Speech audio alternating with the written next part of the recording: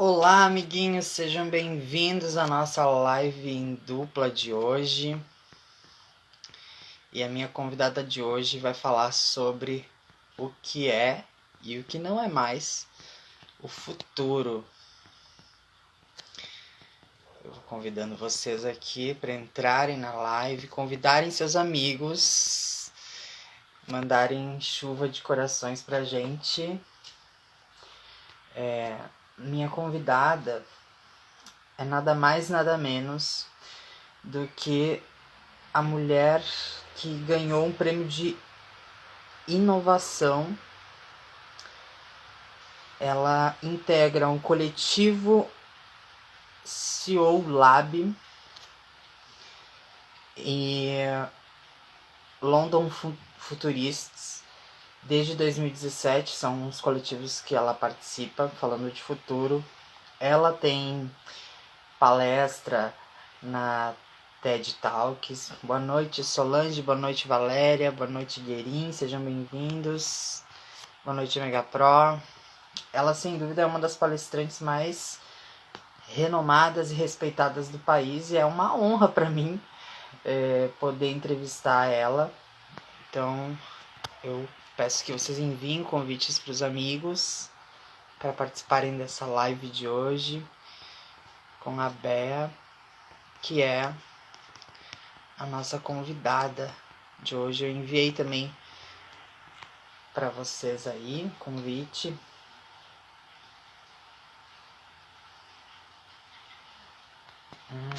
Entendi. Ele está dizendo que os clientes da Oi hoje em Porto Alegre estão sem internet. Oi, Marco, sejam bem-vindos. Oi, MV Sermon. É isso?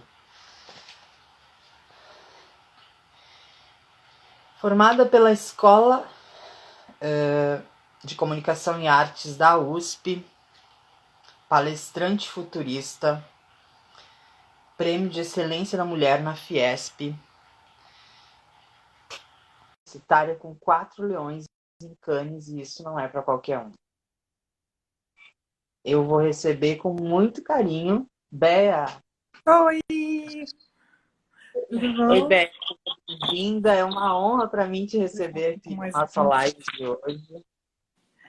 Tudo bom? Obrigada. Eu que estou aqui. Você estava com problema na internet? A internet do Rio Grande do Sul hoje, para Oi, todas as pessoas que têm Oi hoje em Porto Alegre estão sem internet. E você é Aconteceu oi? alguma coisa. Não, eu sou TIM. Ah, tá. Não, mas é que o pessoal colocou aqui para mim que não tão, tem gente que não está conseguindo por causa Ah, que disso. pena. Bom, nós vamos gravar, né? Deixar tudo É. maravilhoso. Estou me ajeitando aqui.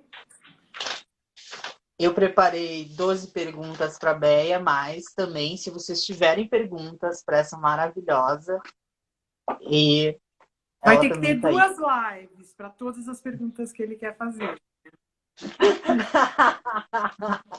Se não der, a gente abre outra. Tá Ó, bom. gente, começa falando aí para o povo mandar o aviãozinho e convidar as pessoas para ver a live. Gente, mandem esse aviãozinho aí para os seus amigos, coraçõezinhos. Isso. Porque aí temos mais pessoas aqui com a gente, não é verdade? Pronto, aqui, ó. Já mandei para um monte de gente. Bora. Pronto. Mandei. Podemos começar. Vamos lá? Ah, a Bea criança sempre questionou o futuro. A Bea criança já era uma menina questionadora, queria saber o futuro. Como é que o futuro virou tema de uma profissão? Acho que não era assim bem de criança, mas eu era questionadora. Aham. Eu sempre falei demais. Então, depois que eu virei palestrante, eu descobri que isso era uma coisa que eu tinha desde pequena, né? Mas eu sempre fui aquela pessoa assim que... quem que vai falar com a diretora? Eu. Sabe, assim, essa coisa de não ter medo de ir lá na frente falar, uma coisa assim, de liderar, né? Então, acho que isso daí é desde pequena. Uma outra coisa também que tinha, na minha casa, quando eu era pequena, meu pai era meio assim um guru, assim. Meus pais são professores, né? Uhum. Então, todo mundo ia na minha casa assim para perguntar coisas, sabe? Tipo, desde, tô pensando em trocar o carro, tô pensando em comprar uma casa. Meu pai era químico, então a pessoa chegava e falava assim, eu tô com esse negocinho aqui no dedo, sabe? Então, sempre foi um lugar assim de ter muita gente, muita comida, né? Então, onde tem muita comida sempre tem muita gente, né? E muita conversa, né? Meus pais são assim leitores assim vorazes, eu não sou, mas eu sempre gostei de escutar conversa, né? Uhum. E acho que a única coisa que eu tinha assim desde pequena de futuro, outro dia eu lembrei dessa história, que era essa história de você, na hora que você está embarcando para voltar, e você fala assim, e se eu não voltar? E se eu não embarcar? Daí você ia mudar o futuro, entendeu? Tipo Uhum. assim, a hora que você tá ali, que estão te chamando para você entrar, quer dizer, dali, sei lá, 8 horas você vai estar no Brasil. Mas aí, se você não embarcar, daqui 8 horas você continua no lugar que você está. E mudou tudo, né? Mudou todas as expectativas no Brasil e aqui, né? E no lugar que você estava. Então, isso foi sempre uma coisa assim de pensar nisso, né? Como você desafia o futuro, como você pode modificar o futuro, na realidade, né? Como uma Uhum. ação hoje pode modificar o futuro, que na realidade toda essa história de futurista é isso. Você olha o futuro não para você, sei lá, mandinar, adivinhar, né? Mas para você olhar as possibilidades, as perspectivas e falar como que eu posso agir no presente e agir, porque daí você, né, você está construindo esse futuro, né, você está modificando. O outro lado é você a apatia, né? Você está sempre sendo surpreendido por alguma coisa e está sendo levado. Você não age, né? Uhum. Não sei se Perfeito. era isso que você queria saber. Era. A sua história na publicidade impactou muitas escolhas, né? E depois disso você acabou indo para uma linha de ajudar muitas empresas. Hoje você é reconhecida no país justamente por ajudar as empresas a sair de crises, tanto de gerações quanto de crises como a gente está vivendo agora nesse momento de Verdade. pandemia. É. Como que é isso para você? Então, a publicidade foi o lugar que, assim, que eu mais trabalhei na minha vida, em número de anos, né? Agora a palestrante está quase batendo ali, né? Mas ela influenciou mais essa história de me dedicar ao futuro, né? Eu fui uma vez entrevistada por um cara de publicidade, um programa de publicidade, e ele estava perguntando da minha vida, né, enfim, minha vida, e aí eu falei para ele que eu tinha trabalhado com antiguidades e publicidade e agora eu era futurista, né? Ele falou: "Nossa, você trabalhou com o passado, presente e futuro", né? E eu nunca tinha pensado nisso, né? Mas foi exatamente quando eu estava na publicidade, sempre trabalhei na área de planejamento, né? E então, uma das coisas que me agoniava era o fato de, quando você planeja publicidade, na realidade você não pensa no futuro. Quer dizer, você pode pensar, mas que é o que eu queria fazer, eu queria pensar mais a longo prazo. Mas, na realidade, o cliente quer uma coisa para hoje, né? Então, é uma coisa muito imediatista, assim. E muitas das decisões que você toma na publicidade, muitas vezes você põe um caminhão de dinheiro numa determinada ideia que dali 6 meses ela vai ficar obsoleta, porque você realmente não estava pensando no futuro, né? Então, isso daí era uma coisa que me irritava. E quando eu saí da publicidade, eu falei, eu vou fazer isso, eu vou trabalhar com o futuro. Na realidade, eu comecei não como uma palestrante, eu comecei com uma consultoria de negócios, né?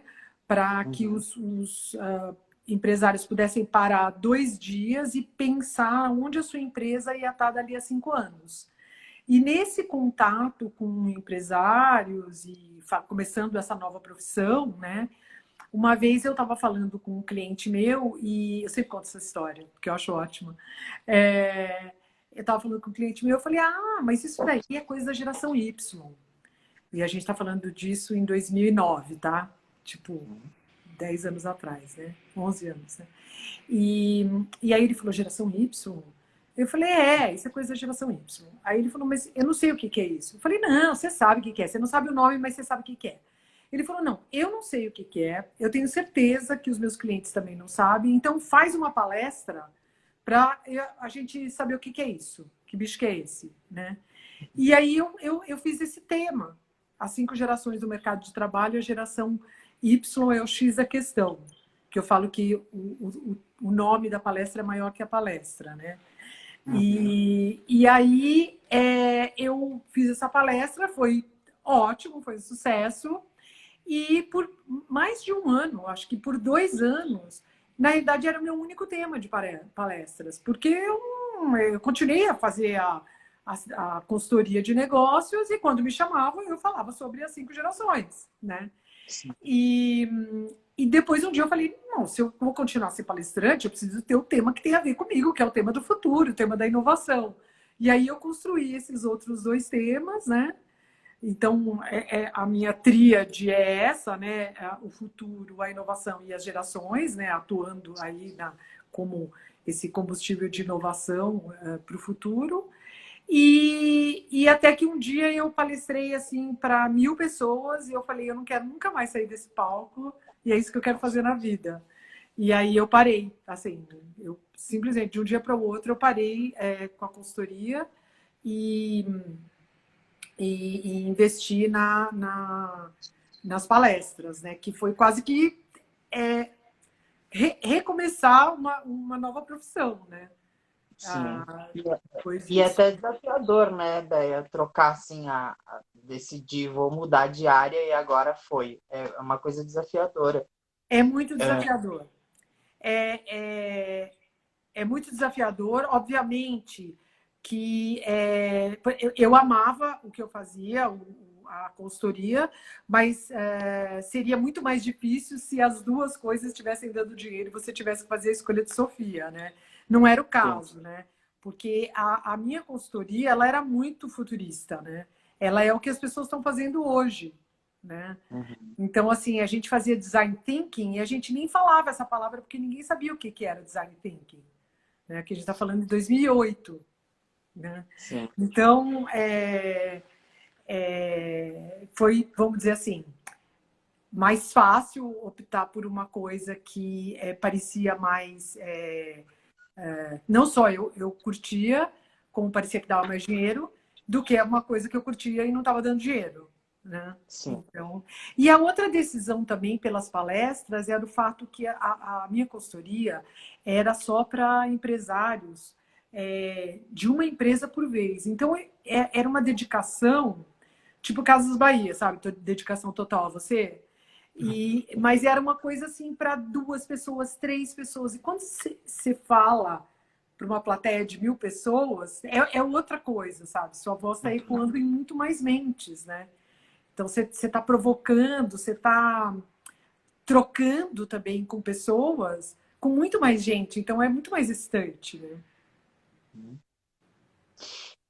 Déia, em 2020, você imaginava que o mundo estaria assim no ano de 2020 em questões tecnológicas? E o que você acha que o mundo esperava de 2020 há 20 anos atrás, por exemplo? Nossa, 20 anos atrás, ah, eu acho que não tinha tanto, você não tinha tantas pessoas preocupadas com o futuro. Você pode ver, se você pensar no pós-Covid, não existe uma pessoa que não faça uma frase sem a palavra futuro. Assim, qualquer pessoa. Né? Não precisa ser um papo intelectual, nada disso. Na televisão, no jornal, em todos os lugares, né? Futuro, futuro, futuro, futuro. Quando eu comecei a 5 Years From Now, eu tenho um vídeo que é o meu primeiro vídeo que está no YouTube, é de 2008, né? Eu fiz 10 anos junto com o YouTube, de YouTube. E eu falava assim, daqui 5 anos vai faltar 1 ano para a Copa, né? E assim, 5 anos, as pessoas elas não conseguiam imaginar 5 anos, entendeu? Era um negócio assim, a pessoa falava, mas o que você está falando? O brasileiro não pensa nem, não sabe nem o que vai acontecer amanhã. Então, assim, 20 anos não tinha, sabe? Não tinha, esse papo não existia realmente. 5 anos já era muito difícil. Agora, o que eu imaginava, eu acho que o que eu imaginava para 2020, eu acho que é uma coisa que vai acontecer mais ou menos 2023, assim, para frente.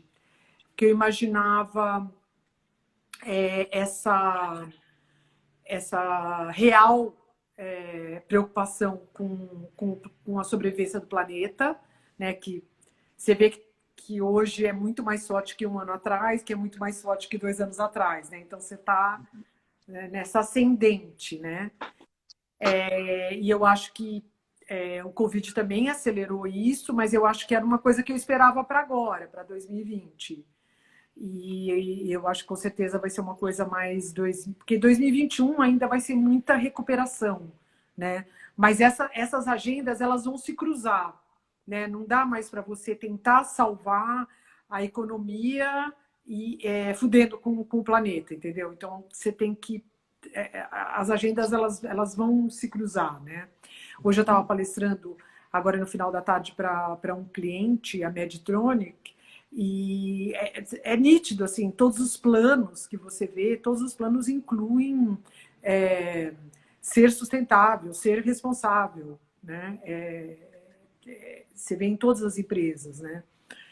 A outra coisa que eu achava que a gente estaria mais adiantado na história da automação. Acho que tudo na realidade, a Covid acelerou, eu imaginava que já estaria acontecendo, né? Tanto que alguns temas que eu já trouxe, né, no passado, um deles que você adora, que é a renda básica universal, né? Eu trouxe esse tema lá atrás porque eu imaginava que seria um tema que estaria sendo discutido agora por conta da automação e da robotização, toda essa história.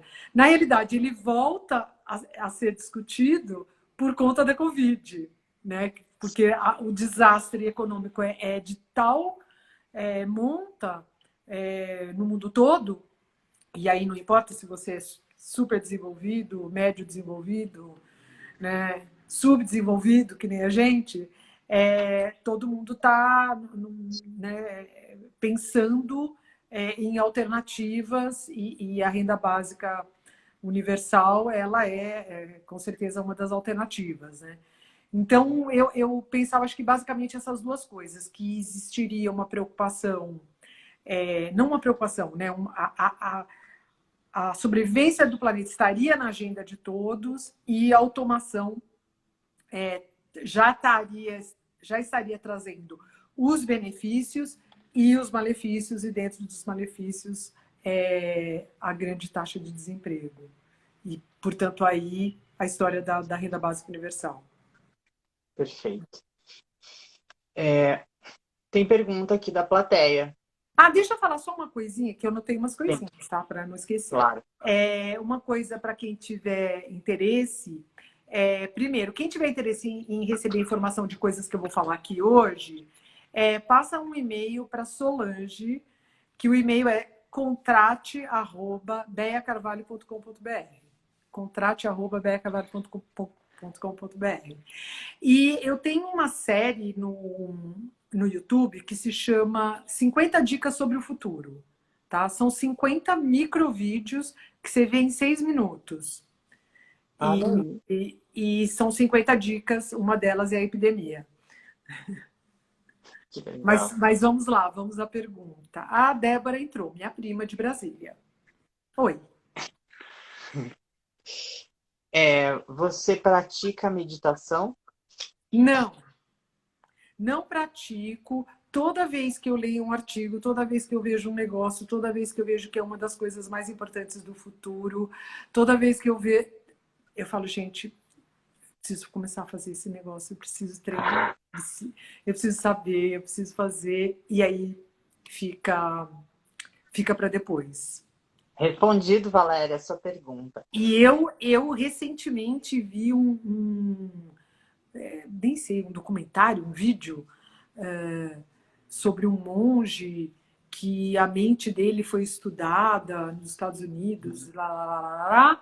E aí, como a meditação modifica o seu cérebro, né? Assim, de uma maneira assim, absurda, né? E é uma das poucas coisas que realmente modificam o cérebro. Eu fiquei louca quando eu vi esse negócio. Falei, não, eu preciso começar a fazer isso. E você pratica? Você, Cassiano? Então, Não, também não. a Valéria que fez a pergunta já te convidou para meditar com ela. Tá bom. Eu queria saber, Béia, qual que é a sua melhor indicação de livros? O que você gosta de ler? Gente, eu sou uma péssima leitora. Não sei, acho que o último livro que eu li foi do Yuval. Assim, eu sou a pessoa de ouvir, eu sou de podcast.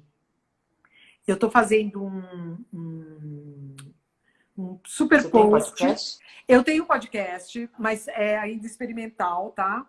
Mas eu estou fazendo um super post, que também vai ser um podcast, sobre os podcasts que eu ouço. Então, também Olha, aí, quem quiser, assim, eu prometo que eu vou postar até o fim dessa semana.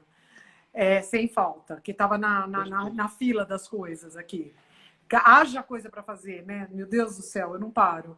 você Então, está trabalhando mais agora? é muito mais. Muito mais. E tudo é para ontem, né? Não, mas a pessoa precisa agora. Mas como ela precisa agora? Não, ela precisa agora. Ela precisa... hoje eu recebi um negócio assim. Não, mas ela precisa até às 11 horas. Era 20 para as 11. Mas Nossa, como assim? Você precisa até às 11 são 20 para as 11, né? Enfim, é tudo assim. Mas, né, vamos que vamos, né? Temos que aproveitar sim. todas as oportunidades. E, Série? e Qual aí série eu você estava está vendo? falando do podcast. Então, eu estou fazendo assim, eu listei todos os podcasts que eu ouço diariamente. Eu basicamente eu faço tudo que dá ouvindo podcast. E eu faço assim um resuminho de cada um e também conto de alguns números grandiosos de ouvintes de podcast, basicamente uma pesquisa americana. Então é bem interessante, quem quiser, passa o e-mail para Solange, contrate@becavar.com.br, que daí quando sair eu mando o link para vocês. E depois vocês me contam se vocês Perfeito. gostaram. Oi, Gui! Entrou meu amiguinho, Gui. Planeta tem tido um crescimento tecnológico muito grande. E, ao mesmo tempo, a gente percebe que o futuro vem dando seus sinais, como, por exemplo, pode ser que no futuro tenhamos bombeiros mais velozes para salvar incêndios, hortas comunitárias em grandes escalas, habitação em prédios públicos e privados, e a renda básica universal, Oi, entre outros. O que mais, Béia, pode ser o futuro? eu acho que assim, várias coisas que você falou passa pela essa história da automação, né? Então, muitas coisas vão ficar mais mais rápidas ou mais, mais rápidas, mais eficazes, porque você está colocando sensor em tudo, né? Até 2030 a gente vai ter 100 trilhões de sensores no mundo, então tudo vai estar sensorizado, tudo vai estar se comunicando com tudo, então você, né, pode ter várias coisas que são mais eficientes e mais rápidas. Então, acho que, na verdade, assim, eu sempre sou a pessoa menos aconselhável de se perguntar assim, quais são as profissões do futuro? Quais são as coisas, né, que vão acontecer? Porque eu acho que o que vai acontecer é o resultado da gente olhar para o futuro, olhar para as capacidades que cada uma dessas tecnologias tem per si e combinada com as outras, né? Porque essa história que é a beleza dessas novas tecnologias de aceleração, né? É porque elas são, em si, elas são uma loucura, né? Se pensar em inteligência artificial já é uma loucura, robótica é outra loucura, e daí você combina inteligência artificial com robótica, com nanotecnologia, então, né, com redes neurais, então tudo vai ficando muito grandioso. E eu acho que quem conecta isso, quem vai olhar para isso e falar, puxa, a gente podia fazer um negócio assim, né? É o ser humano, né? Que ele vai falar assim, puxa, olha, todo mundo agora tem um smartphone. Tem um negócio que chama GPS, né? Então, se eu tiver o GPS, tiver o smartphone, tiver um aplicativo, eu posso fazer o Uber. Entendeu? É uma questão de você olhar para o que já existe e o que está prestes, né, a existir, ou imaginar o que pode ser, e falar assim, mas e se eu combinar tudo isso? Né? E aí vão nascendo essas coisas, né? Vão nascendo o rap, né? Falar, e se eu pegar isso com aquilo, né? E fizer um aplicativo, né? Então, acho que essas combinações vão surgindo a partir. Eu acho que tem algumas coisas que são mais fáceis da gente imaginar que vai acontecer. E tem algumas coisas que ela parece que elas são menos sexy e tem menos gente olhando. Né? Então, por exemplo, eu ouvi um número que até agora eu não consigo nem imaginar como que faz esse número, que é os golpes cibernéticos, né? Os ataques, incluindo golpe de WhatsApp, golpes da sua conta bancária, eu sofri todos. Cresceu 41.000%. Eu nem sei o que é isso, né? Imaginar o que é isso. Então, como assim que a polícia, né, do mundo não está equipada para isso? Né? Então, assim, simplesmente alguém está olhando, alguém, vamos dizer, o lado mal da força, né? Está olhando, olha, as pessoas têm smartphone, as pessoas têm WhatsApp, as pessoas, então eu posso fazer um golpe assim, né? Mas o outro lado não está pensando nisso, não está se preparando para isso, né? Então, eu acho que muita coisa é previsível. Então, por exemplo, hortas urbanas, hortas horizontais, né? Verticais, né? Hortas horizontais nos topos dos prédios. Já existe, mas vai ser uma coisa muito mais abundante do que hoje, né? Mas essas são as coisas mais fáceis, eu acho. Né? Eu acho que o excitante é a gente excitar a mente das pessoas para pensar em novas combinações inovadoras. Né? Como que eu pego isso com aquilo e faço outra coisa? Né? O exemplo que eu sempre dou uma vez existiu um alarme e um relógio, um despertador. Né? Um relógio, aí o cara juntou o alarme no relógio e virou um despertador. Né? O cara não inventou o alarme, nem inventou o relógio, né? Mas ele inventou o despertador. Então, acho que às vezes eu vejo, quando palestro para as empresas, as pessoas muito preocupadas em que de tratar a inovação como se a inovação fosse assim, só vale a inovação se eu descobrir, tipo, o iPhone, sabe? Se eu descobrir um negócio, Uhum, uau, né?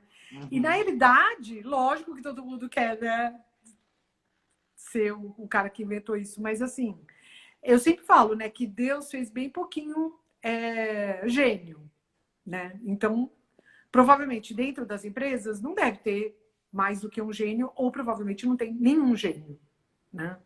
Então, por que a gente não se concentra em inovar fazendo combinações inovadoras? Que é uma coisa que está muito mais ao alcance das pessoas que não são gênio, né? Do que, uau, inventar a luz uhum. elétrica, sabe? O telefone, o iPhone. Então, acho que esse olhar, né, para o futuro, que eu acho que é importante. Né, se você tem quanto maior o número de pessoas fazendo isso, fazendo esse exercício de viajar e voltar, né? Ir para o futuro e voltar, e olhar 360, né? Como que eu encaixo essas coisas? E como eu encaixo essas coisas para sanar é, uma necessidade humana, uma vontade, um desejo ah, real, um desejo, às vezes, passageiro, enfim. Como que você, né? Porque as coisas só têm liga se elas tiverem uma liga junto com o ser humano, né? É isso. Sobre esse momento da pandemia, está surgindo muitas coisas de inovação para empresas, assim. Muitas empresas tiveram que crescer muito rápido, né? Ou mudar muito rápido certas Mudar muito rápido. atitudes. Isso vai ser só um modismo ou a tendência é que essas empresas realmente daqui para frente mudem de verdade? Esse tipo de tecnologias que elas estão. Tipo, Não, pega eu acho. o próprio food, toda essa questão aí de. Eu já vi, inclusive, isso de empresas que não tinham nenhum site da empresa para comprar, né? E agora tiveram que Não, fazer tudo em 15 dias. é tão grave isso que, assim, eu vejo todo mundo babando o ovo na Magalu, né? Nossa, que demais o site da Magalu, nossa, lá na frente, futurista, tal. Bom, fui fazer minha compra na Magalu. Eu não comprava no Magazine Luiza. Aí eu fui fazer a compra. Comprei vários itens.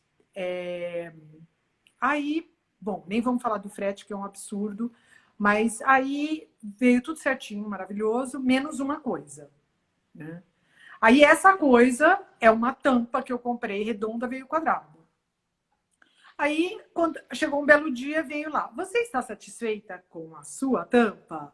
Eu fui tentar dizer que não, né? Aí eu tipo, sabe, eu preciso devolver isso. Até hoje eu não achei o botão onde que devolve, né? Eu não consigo. Você só consegue dizer que o negócio é bom. Você não consegue dizer que é ruim. E você não consegue comunicação. E aí, todo dia no LinkedIn tem alguém babando ovo numa garganta e fala assim: gente, eu não consigo entrar em contato para falar que veio errado. Né? Eu não consegui nem esse primeiro passo. Então, assim, olha que as coisas mais bacanas de hoje estão no século XX ainda. Né? É muito ruim. Fora os que são muito ruins mesmo, né? Como Ah, sites que eu sempre falo, sites de drogaria, que são assim, o ó do borogodó de ruim, né? E é ruim de tudo, né? É ruim para comprar, é ruim para escolher, é feio que dói, né? Sem estética nenhuma, aquilo me acaba estética comigo, zero. né? E então, assim, eu acho que quem está na luta, e a Magazine Luiza está na luta, óbvio, né? Está super na luta. Quem está na luta é quem está indo para o futuro, né? Teve gente que foi, que até eu acho que teria uma condição como empresa de ir para o futuro, mas foi pega num determinado momento, num contrapé que, entendeu? Não deu para salvar. Então a pessoa teve que fechar, teve que, enfim, abrir concordata, sei lá o quê, né? Mas eu acho que tem muita gente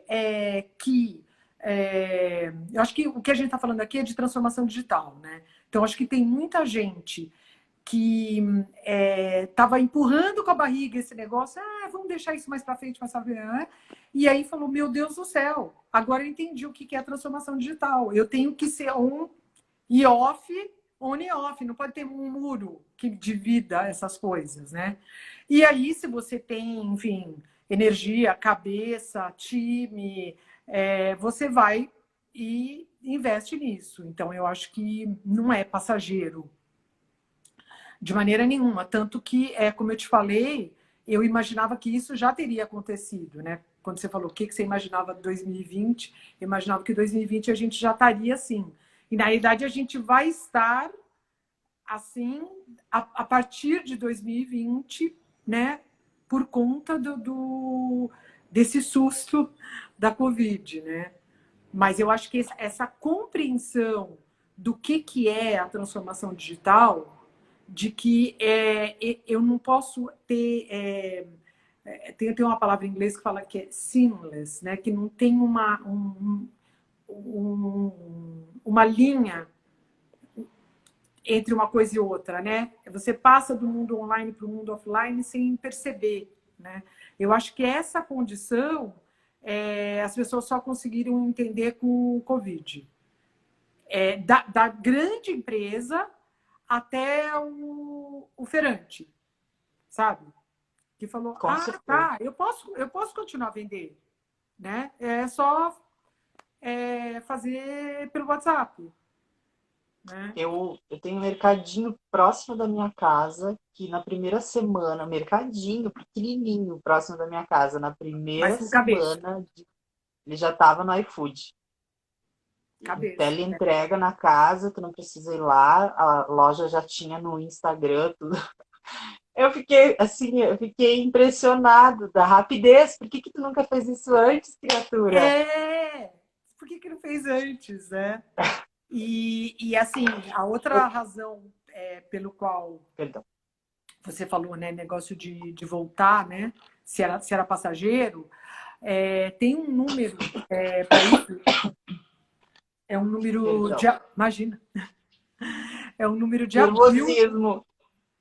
Eu vi que você está chorando quase. Ai, me afoguei. Tem um número que é o número de abril, eu preciso fazer uma atualização aí dessa pesquisa, que diz que em abril 40% das pessoas que compraram online em abril nunca tinham comprado na internet, né? É muita gente, né? Quase muito. É 40% muito. é muita gente, né? Então, quando você pensa que vamos deixar barato, tá? Vamos dizer assim que desses 40%, só 5% continuem em comprar. É um puta do aumento. Então, assim, em 3 meses, entendeu?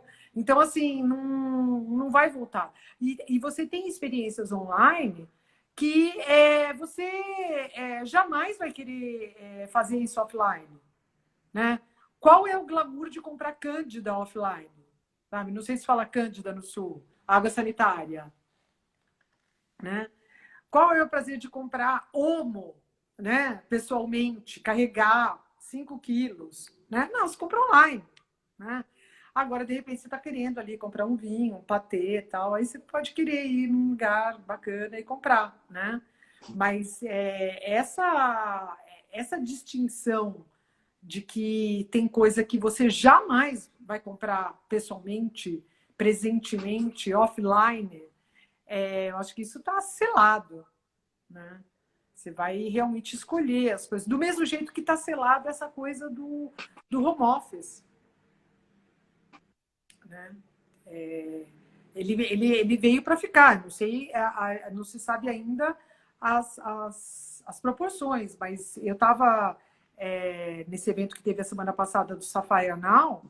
Teve um cara de uma empresa que tem, sei lá, não sei quantos mil empregados na África do Sul. Ele falou que 60%, já está decidido, 60% da força de trabalho vai ficar em home office. 60%. Eu fui olhar os prédios que os caras têm na África do Sul, assim, imensos, tipo aqueles que tem perto Shopping Morumbi, aqui em São Paulo, aquilo ali vai ficar vazio. Né? Então, olha as consequências que as coisas vão tendo. Né? Então, assim, não tem como ser passageiro. Eu acho que vai ter acomodações, né? Mas não tem como ser uma coisa fútil, uma coisa que vai durar só 3 meses, entendeu? Você acha que nós estamos entrando num período em que as pessoas vão ir pro faça você mesmo, muito mais do que antes? Eu tô tirando isso por mim, porque eu não fazia comida em casa e agora virei cozinheiro. Ah, Será não que a faça gente você vai mesmo para esse nesse lado da vida sentido. por Mas pouco nesse, tempo, por muito? desculpa. Você diz nesse sentido das coisas de casa? Você Eu faça- não sei, eu acho que o faça você mesmo, até eu acho que as empresas, porque inclusive, a minha chefe me falou que estavam cobrando, sei lá, R$ 2.000 para fazer um vídeo, e aí a família toda se reuniu e o filho fez não sei o que, a filha fez não sei o que, e eles fizeram um super vídeo, assim, publicaram, e eu não imaginava que eles tinham feito, né? Ela falou, não, um absurdo, R$ 2.000 para fazer um vídeo, daí o meu filho fez a narração, o outro fez não sei o quê, o outro que Aham. sabe lidar na internet fez, nós criamos o texto, e eu fiquei assim, nossa, então, tipo, será que ela disse, a gente não fazia porque não tinha tempo, mas também chegamos a essa conclusão de que acho que daqui para frente a gente vai ter que fazer mais você mesmo. E aí, Bem, quando ela falou isso, eu perguntei, será que só ela? Será que todo mundo? eu acho que de alguma forma todo mundo. Eu sempre fico com o pé atrás, porque meu filho mais velho adora fazer coisas, os filhos, meus netos adoram fizeram máscaras, aquelas máscaras de acrílico, adoram fazer coisas. Então eu sempre fico assim, será que todo mundo está fazendo ou são eles, né? Ficou com um pé atrás. Mas é muito interessante isso, porque isso sim eu acho que é um traço legal da Covid. Porque, por exemplo, quando as pessoas falam que, ai, com a Covid, todo mundo agora descobriu o amor. Tá, isso é balela, tá? Quer dizer, porque o ser humano vai continuar sendo o que ele é, né? Maravilhoso e cruel, né? Então, mas uma coisa que eu acho que a Covid fez, do mesmo jeito que a gente entendeu o que é transformação digital, nesse sentido, né? Do que é uma coisa não ter fim, on e offline, eu acho que a gente entendeu o que é colaboração. Porque, nós temos que ser colaborativos, nós estamos vivendo numa época colaborativa, colaboração, colaboração, mas no fim ninguém colabora. Né? Então, eu acho que a Covid ela trouxe esse entendimento de que acho que são duas coisas. A primeira é o que é viver num século complexo. Né? O século XXI é um século complexo que a cada década ele vai ficar mais e mais complexo. Né? Então a gente está entrando na terceira década do século XXI, que é muito mais complexa que o século, que a década anterior, né? Então a gente entra na segunda década com o ataque às torres gêmeas e entra na terceira década com a Covid-19, né? Quer dizer, são marcos que atestam a complexidade que você vai viver dali para frente, né? E como que você resolve um problema complexo? Você não resolve sozinho. Você resolve com várias cabeças, de preferência de pessoas diversas, né? De pessoas diversas de idade, que é o caso da família, que tem o pequenininho, o outro não sei o quê, o jovem, o mais velho, né? Todas as idades, todas as gerações, na realidade, né? Você resolve com pessoas de sexo, gênero, cor diferentes, de credos diferentes, de backgrounds diferentes, de experiências diferentes, né? E de poderes diferentes também, quando você põe todo mundo junto. Aí você fala assim, pera um pouquinho, como que nós vamos resolver? Como nós, não como eu, como nós vamos resolver isso? Como nós vamos fazer um vídeo sem gastar 2 pau? Né? Eu posso fazer tal coisa. Eu acho que eu não sei fazer nada. Não, mas você não falou que você sabia fazer tal coisa? Então,